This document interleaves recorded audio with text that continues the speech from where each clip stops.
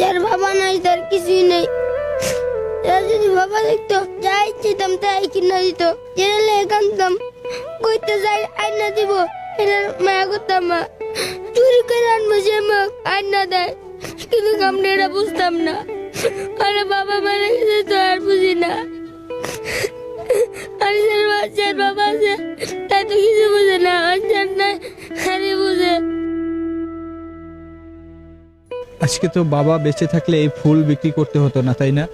না, ফুল বিক্রি করে প্রতিদিন কয় টাকা পাও তুমি? 500-600 এই টাকা দিয়ে তুমি কি করো? আমি মারে দিই।